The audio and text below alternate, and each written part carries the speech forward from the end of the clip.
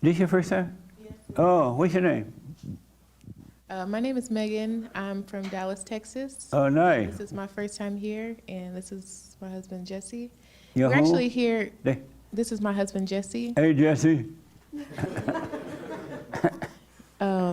I heard about the show through my husband, Jesse. He's a big supporter, and y'all have actually talked a few times, actually. He called on his birthday a few years ago. Oh, right on. But yeah, we came for a wedding in Temecula, so we drove in this morning, so sorry for our tardiness. Nice. So when he first introduced the show to you, what was your reaction?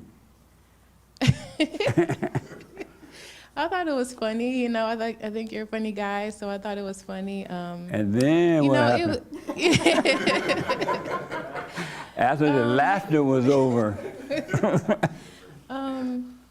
I thought your views and your take on stuff was very interesting. But I mean, there's a lot of things that you say that are a little triggering, but it makes sense. And Yeah. you know, like for example, the conversation that you two had together, you were saying that I needed to move out. I think you said that he needed to dump me because we were living together when we weren't married. And so I think maybe like a week or a month after y'all had that conversation, I moved out. You know, we stopped fornicating, we stopped doing all that stuff. And then maybe 6 to 8 months later, we got married. Right on. So that was back in 2019. So Nice. So when he told you I had said that he needed to move out, dumped you, would you like this N-word? no.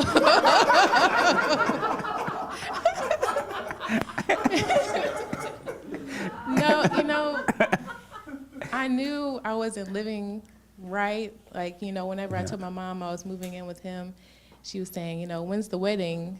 You know, like, you know, when's the date? So Yeah. I knew I wasn't living, you know, Nice. right. So when you said that, you know, I was in alignment with that too. I knew it wasn't right that we were living together. Right on. So yeah, I knew in order for us to have like a long and godly marriage, we needed to do things right, or at least, you know, do what we could to, you know, not fix what we did, but just start the marriage off right. That's right. I needed to do that. And do you obey him? I think you're gonna ask me this for some reason. You know, from first I don't want to say yes, but then also like there's some things that I may not listen to him completely. You know, I know there's some things I need to work on. Like I remember you had a caller, and you asked, you know, does your wife obey you? He's just like, what? Like you said, Speak up a little bit. you said you told a caller, you know, does your wife obey you?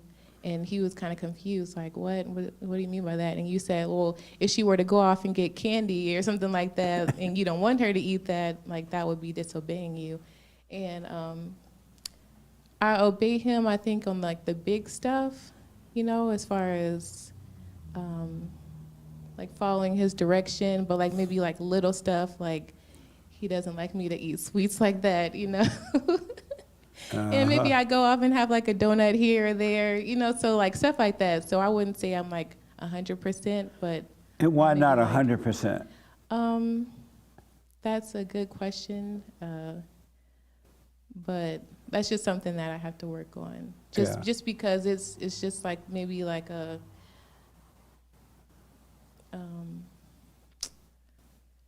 You know, you just have like certain urges, like I have a craving for a donut. I want a donut. You know, you get that donut. But you know, it's just something that I have to work on. And as soon, if you keep eating the donuts, right, he told you not to, and then you get fat, Yes. then you're going to say, you know what, you're too fat. Now you want to cuss him out for saying you're fat.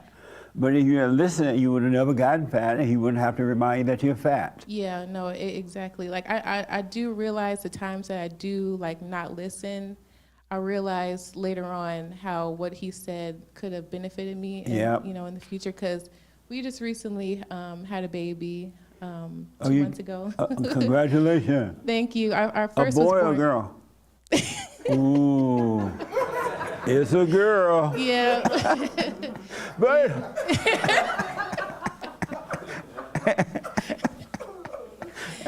Yeah, we had you two must girls. don't know the secret.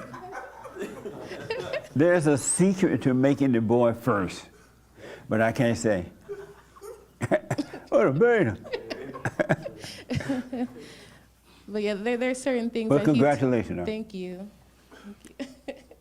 There's certain things that he's told me, you know, with my first pregnancy and, you know, after I first had the baby, he told me stuff that it could have benefited me, like, Yeah. you know, not to worry about certain things and, you know, just like live day by day, not try to, you know, because I was like I would worry a lot, you know, when the Yeah. baby was born, like, oh, like she's sleeping too long, like, you know, is she okay? Is, you know, just different things like that, being a first-time mom, I guess. But with this second, you know, I'm having to like, well, with the first, I'm like, well, had I just listened to him, I wouldn't have been like struggling as much as I was struggling. Absolutely. Yeah. As long as he's working on himself to overcome that fallen state, and if you listen to him, obey him, you have a marriage that will last until death do you part, and the kids will be amazing. They will have love, and you'll start a new generation of love, and that's what God wants us to be about, is to love one another. Not emotional love, but non-emotional love, which is the right love. So I would suggest you start obeying him. Yeah. Are you doing the silent prayer? No. No. Amazing. And you're not obeying me either. You know, I would do it Two sometimes, Jessens, but I'm you not got consistent two with Jessens. it. I know. And you won't right? obey either one of them. And I do have like a little, like I'm a little confused. I guess that's one question I have for you as far as like, you know, the be still and know God. But also like, do you also do the other prayer where you're like asking God for like help in certain areas? Like, you know, because it's like you have not because you ask not type of thing? You don't have to ask him for anything. Mm-hmm. It's already provided. You just can't see that it's there because you're lost in your imagination, and you've been taught to, oh God, give me this and give me that and give me that, and all you're doing is praying to the devil.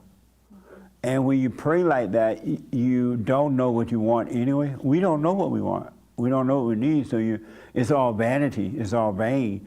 But if you just be still and know the Father, he will add things to you that will blow your mind. And it would be right there. It wouldn't be, you wouldn't have to hustle and lie and steal and steal to get it, connive and all that. It'll just be there for you. He will take care of you. Because you're letting go of the darkness of your imagination, and you're walking in the light, present with God at all times. And in the present, everything is there. The kingdom of heaven, everything is already there. So, but do your little hooping and hollering, and then once you're done hooping and hollering, be still and know God.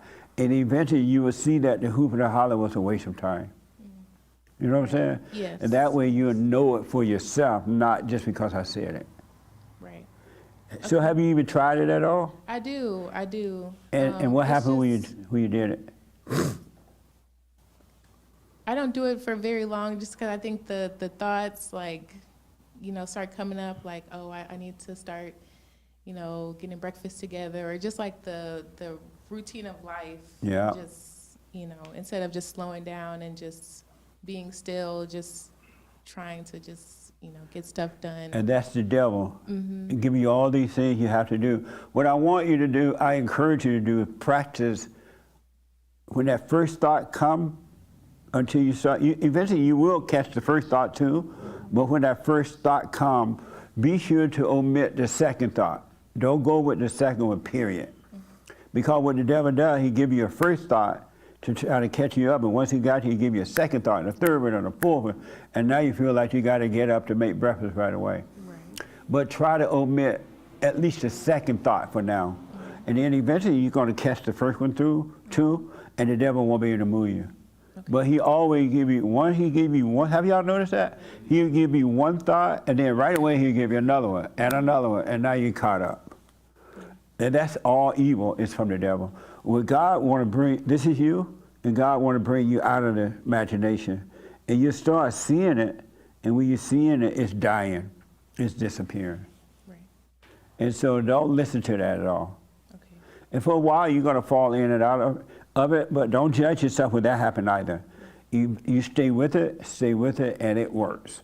So do a little hooping and hollering, because we all train that way, even though it doesn't work anyway. Do it, and then eventually, as soon you get up in the morning, hoop holler, 10 minutes, and then when you're done hooping and holler, be still and know God for another 10 minutes or so. Right. To start out with. Okay. That make sense?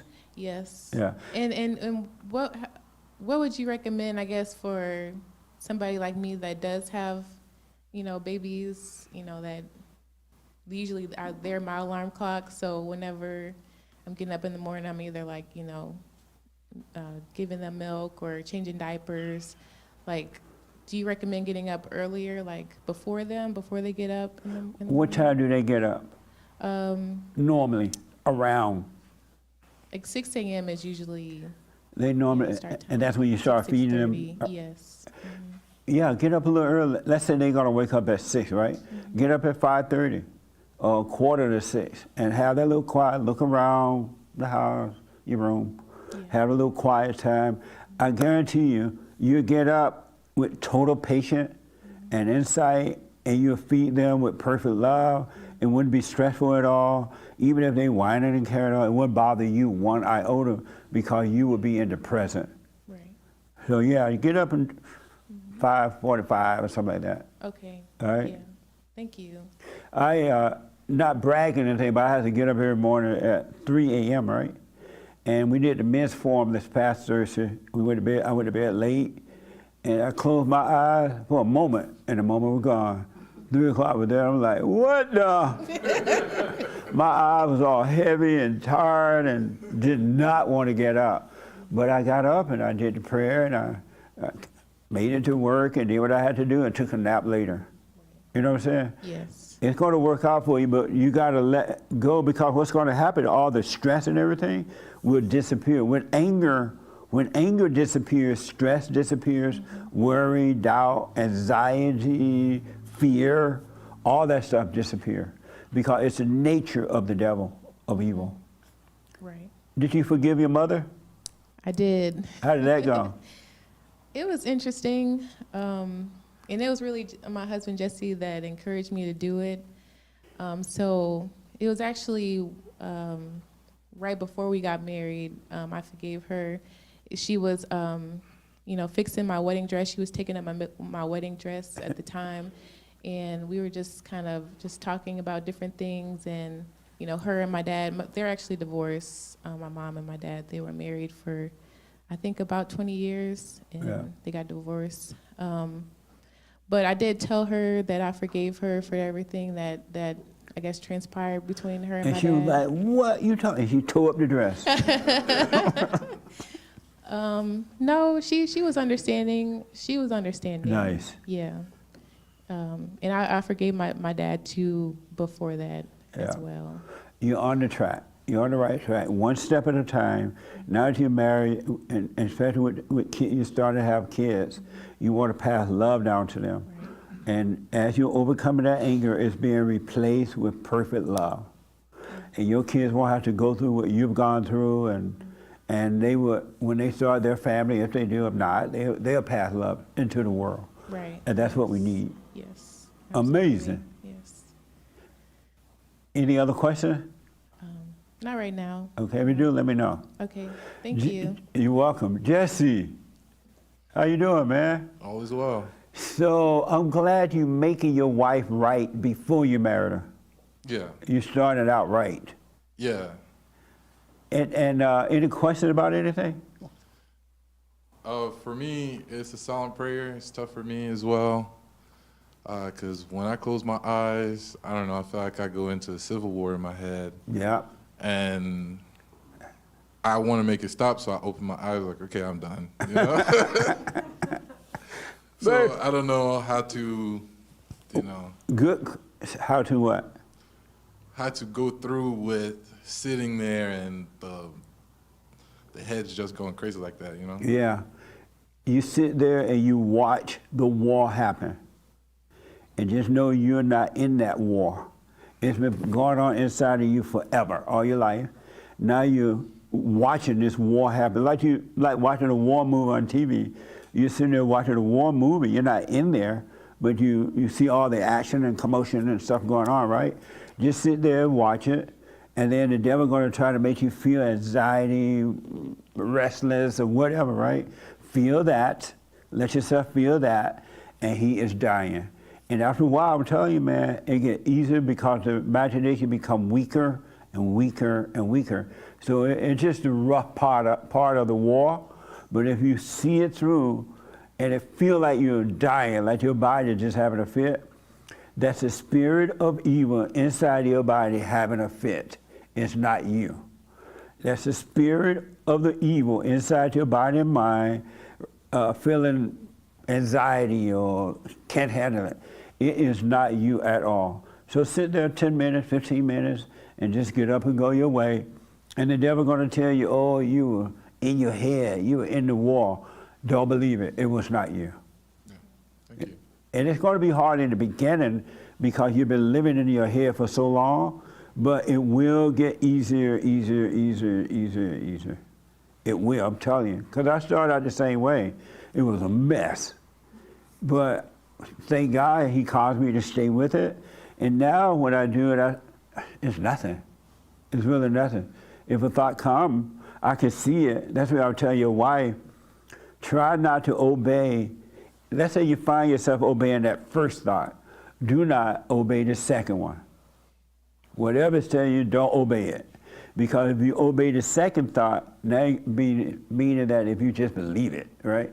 Don't. Because the moment you believe the second thought, he got a third one and a fourth one. And now you want to jump off a bridge somewhere. But just feel the anxiety. It's not you. It's that thing dying. It hates the light because it's the light that's shining on it, on the spirit of evil. The spirit of the light is shining on the spirit of the evil. And the spirit of evil doesn't like it. So it's going to have what's that word, Sean, I like now? Sensation. It's having all kind of sensation inside your body. It really is. Feel the sensation knowing that it's not you. Okay. That makes sense? It does, yeah. I'm telling you, it feels like it's you, but it's not. It's in your body, it's in your mind, but it's not you. This thing made a home in us. Yeah. So stay with it, stay with it. Any other questions? No, not at the moment. So when your wife doesn't obey you about the candy, how do you feel about that? For an example, about the candy or the cake or whatever. Well, it's almost like, well, I can't do anything, right? Like, for example, the first pregnancy, I found out later on that she would sneak off and... Oh, man. You know, so this whole time I thought she was eating right, and then she would sneak off and get fast food and get like candies and stuff like that. Yeah. You know, it's like, well, what do you do? You know, because I can only do so much, right? That's right. I don't know what to do, and you know. So let's say she keep doing it, and you warn her.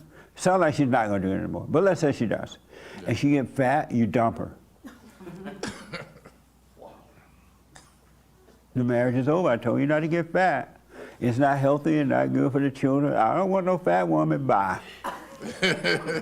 And go find yourself a skinny one. No, don't marry nobody else. No one else. But you warn her, you know what I'm saying? Yeah. Because otherwise she's going to get diabetes, she's going to have heart problems, and all those problems are going to be on you.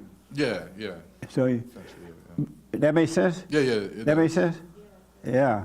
So warn her, but you can't make her do. Even God's not going to make, he'll warn her, but if she want to eat it, he'll let her eat it.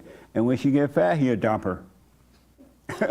Yeah, I just thought that, kind of like that thing that you say, you know, 50 years from now, right when I'm about to die, she's going to finally say, Yeah. I understand. I'm like, oh, and then I go And then out. you die. You know, so I'm Yeah, just gonna yeah. keep on. But you know, That's right. And don't let it bother you at all inwardly. yeah, No, if you feel something about it, you feel a little irritation. yeah. Or if she's not doing it, you feel a little happiness. All that need to die. Okay, You shouldn't be feeling anything about it at all. Because it's her, it's not you. yeah. So I do feel annoyed, a little irritation. Yeah, don't. But be glad to see that you do.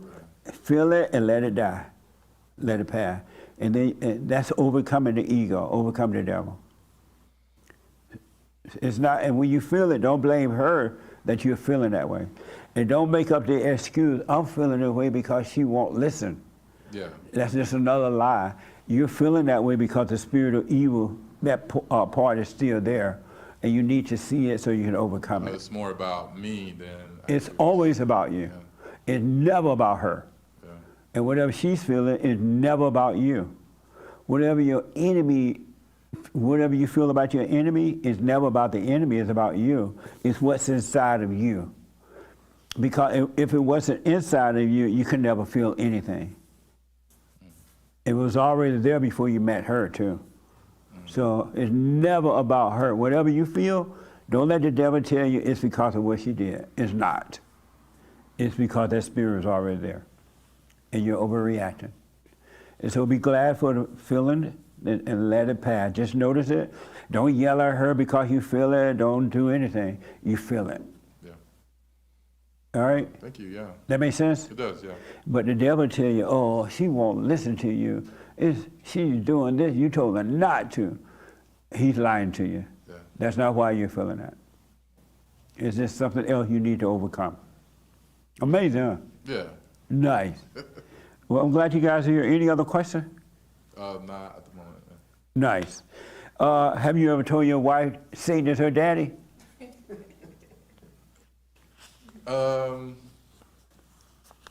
I don't know. Have you ever said that to you? No, I don't think so. Oh. I've only heard that from you, actually. Yeah, I think I've only heard that from you. Yeah. Well, I that, told my mom. you told your mother? Yeah. I told my mom because she said she was trying to teach my wife how to disobey me. I told her stay behind me, Satan, and then Nice. you know, and then she kind of cooled off a little bit. Right on. But Keep your mama away. If she trying to teach your wife to disobey you, you keep her away. That's all. Because this ain't no game. We can't play with the devil. yeah, Really. And that's what she want. She would pretend she having a little fun. I'm just having a little fun. No, she's not. She would destroy your marriage. Because she wants you for herself. She don't want another woman in the way. That make sense? yeah, Don't play with that. yeah, Don't let her come over your house or anything if she continue that. And don't let her play with your kids if she continue doing that. yeah, And be serious. Don't be angry, but be serious about it. It's your job to protect your family. yeah. That make sense? It does. Yeah. You like his mama? Yeah, I love her. Right, because she's turning you against your husband. You know, I don't see it that way, but yeah, I guess she does say different things like that. She what? I guess she does say different things like that. You know, but I think playfully. She ain't playing. You know. She want you out of the way. Yeah. No, but I do love her, though. You do love her? Yeah. Will you be honest with her then? Okay. Next time she does that, just say, no, don't do that. I love my husband. Right. Get behind me, devil. Right. If you love her, you'll be honest with her. But don't be angry at her. All right? Right. Okay. Amazing.